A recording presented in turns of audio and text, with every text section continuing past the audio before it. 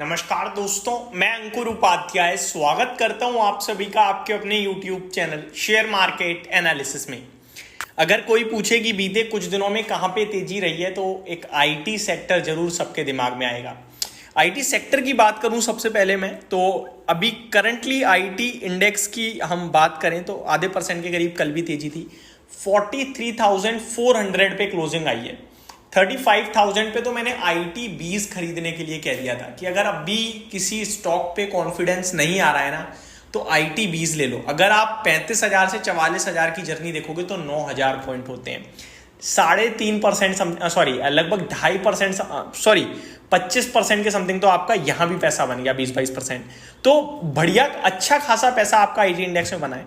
लेकिन अब यहां से आगे की जर्नी की बात करें तो कल भी मैंने एक वीडियो बनाई थी इन्फोसिस पे, जहां मैंने सिंपल सा सवाल यही था कि 1200 से 1950 तो हो गया। 1200 पे मेरे लिए बहुत इजी था कि ये गोल्डन टाइम है खरीदने का, ये अपॉर्चुनिटी है। 3,000 पे टीसीएस आपको दोबारा नहीं मिलेगा और 3,000 के नीचे जा रहा है तो जाने दो, लेकिन इस कंपनी को बेचना मत, खरीदने के बारे में सोचो। क्योंकि जब ये चलेगा देखो बहुत कम केसेस ऐसे होते हैं जहां टॉप मोस्ट ब्लू चिप कंपनियां आपका 50% या 100% तक के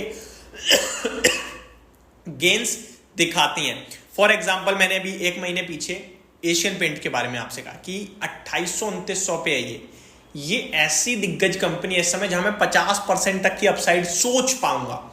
otherwise large cap blue chip में कोई 50%, 70% या डबल होने की अपसाइड नहीं सोचते हम सोचते हैं एक लॉन्ग टर्म स्टॉक है 20-25% के हिसाब से बढ़ता चलेगा।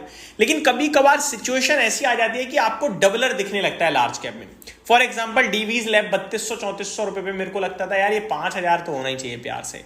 5,500 के करीब की इसके लाइफ आई है, वो तो टच करना ही चाहिए प्यार से। अब देखो वहां पहुंच गया स्टॉक। इन्फोसिस 1200-1300 पे, मतलब 2,000 तो ये रखा ही रखा है। 70-80% के गेंस दिखने चाहिए, हो गया आपके लिए ऑलमोस्ट। टीसीएस 3,000 से 5,000 की बात चलती थी, 5,000 के पास तो पहुंची गया, कोई दिक्कत वाली बात नहीं है। अब सवाल ये उठता है कि हम इस वीडियो में क्या नया डिस्कस करने आए हैं। हम डिस्कस करने आए हैं कि अब एक इन्वेस्टर के लिए जो सबसे इंपॉर्टेंट होता है, जितने भी लोगों के मन में ये सवाल है कि यहां से कितनी तेजी और उसका जवाब मिलेगा। उसका जवाब मैं या कोई ब्रोकरेज हाउस या कोई रिपोर्ट या कोई एनालिस्ट या कोई टेक्निकल एनालिस्ट नहीं देगा, उसका जवाब कंपनी खुद देगी। नोट कीजिए मेरी बातों को। दोस्तों, इन्फोसिस ने अनाउंस कर दिया अपने क्वार्टरली रिजल्ट्स की डेट, और डेट है 17 अक्टूबर। नॉर्मली हम लोग हमेशा देखते हैं टीसीएस बड़ी कंपनीज में रिजल्ट्स का आगाज करता है। अगर इन्फोसिस की डेट है 17 तो मेरे को लगता है टीसीएस अराउंड 10 अक्टूबर के आसपास अपने क्वार्टरली नंबर पेश करेगा। 10 अक्टूबर के आसपास, मेरे को एग्जैक्टली डेट अभी मेरे को तो नहीं पता, अगर आ गई है तो प्लीज आप लोग कमेंट बॉक्स में कमेंट जरूर कीजिएगा। अदरवाइज जैसे ही मेरे को पता चलेगा मैं तो शेयर करूंगा ही करूंगा। हमें सिर्फ एक ही चीज वॉच करनी है कि अर्निंग्स कैसी आती है, कितना अर्निंग पर शेयर बढ़ रहा है, उस हिसाब से करंट वैल्यूएशंस क्या पहुंच रही हैं। फॉर एग्जांपल करंट अर्निंग्स के हिसाब से इन्फोसिस 30 के पीई पे खड़ा है। मान के चलो Q2 के रिजल्ट्स अच्छे आ जाएं और अर्निंग पर शेयर हो जाए 28 का, तो डेफिनेटली फिर आपके लिए 30 तक दोबारा पहुंचेगा, तो वो एक अपसाइड बन गई। अब गलती से अर्निंग्स में खराब हो जाए और 35-40 के पी हो जाए तो फिर भैया अलर्ट है, गिरावट हो सकती है। आप पार्शियल प्रॉफिट बुक जरूर कीजिएगा। अगर आप मीडियम टर्म या आपने पैसा लगाया था, पैसा बनाया, तो बुक जरूर कीजिएगा थोड़ा बहुत। सिंपल है, इससे ज्यादा कुछ भी नहीं है। मैं यहाँ पे नहीं कहूँगी रिजल्ट आएगा गिरेगा तो लेना है, सिंपल लॉजिक है ना। अब मेरे लिए अर्निंग्स मैटर करती है, क्योंकि आपके लिए जितना कंफर्ट था उतना इसने कैच कर दिया है। अब कैसी डिलीवरी आएगी अर्निंग से, वैसा प्राइस आएगा, ठीक है।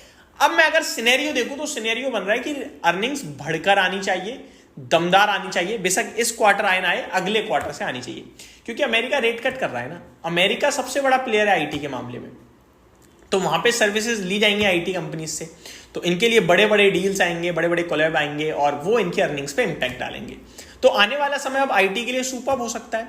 और वैसे भी आईटी नॉर्मली कहता है कि Q2 के बाद हम लोग ज्यादा स्ट्रांग होते हैं, तो मेरे को लगता है कि आईटी आने वाले समय में तो अच्छा करेगा ही करेगा। और यहां पे कुछ डिप आ सकती है अगर क्वार्टरली नंबर्स खराब हो गए तो। अब नंबर्स अगर खराब होते हैं तो कितनी डिप आएगी, ये सबसे पहला सवाल आता है। मैं स्टॉक के प्राइस पे जाऊंगा ही नहीं, मैं जाऊंगा जितनी डिप आएगी उसके हिसाब से प्राइस।